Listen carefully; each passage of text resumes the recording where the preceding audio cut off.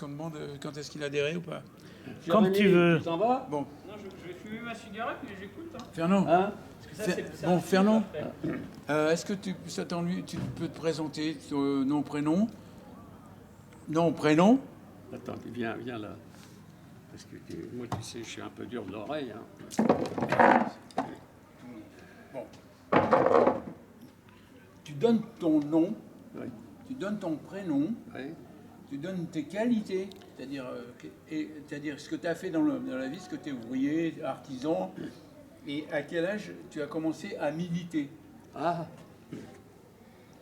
Alors, je m'appelle Fernand Rico. C'est un nom qui a été francisé, mais mon vrai prénom, c'est Ferruccio.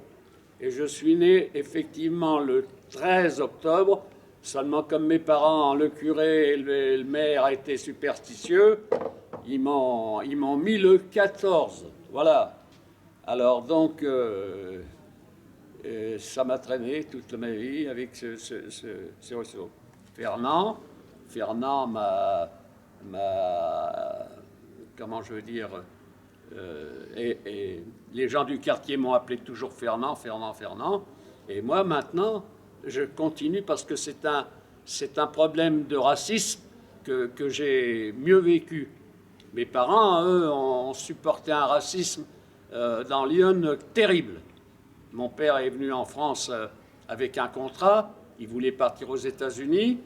Il y avait 2 bateaux américains qui étaient pleins à Naples et ils n'ont pas pu passer. Il y avait autant de monde sur le quai, et si bien qu'ils ont trouvé un recruteur français qui leur a dit: je vous fais un contrat et pour 3 ans, mais dans la filière bois.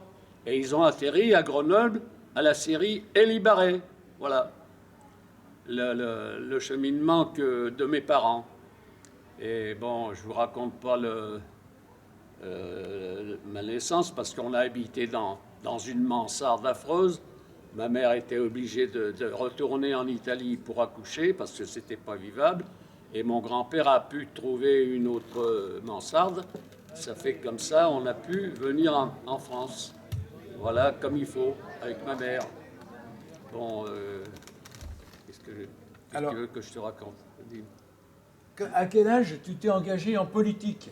Ah, en politique, ben alors là, c'est toute une histoire. Ma rue était truffée de camarades communistes, des gens qui étaient un petit peu handicapés parce qu'ils avaient une maladie de cœur, mais ils vendaient l'humanité, ils vendaient ce soir, ils vendaient des journaux pour vivre. Et j'étais gamin, et comme ils étaient fatigués, ils me disaient: tu vas porter ça chez mes clients. Et ils récoltaient l'argent en fin de semaine. Voilà. Et donc, gamin, j'ai été au courant en collant des affiches, je montais sur leurs épaules et je collais des petites vignettes sur les gouttières.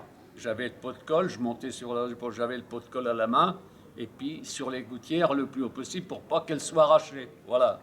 Alors ça a été déjà mes débuts. Mon père a pu avoir naturalisé en 1933, donc il a pu voter, mais je lui ai expliqué, je lui ai dit: il faut voter pour ces gens-là, puisque je colle les affiches, les vignettes, c'était les vignettes du parti, bien entendu. Et alors à ce moment-là, mon père a voté, il était content comme tout, parce qu'il n'avait jamais voté de sa vie, mais manque de peau, il a signé son bulletin.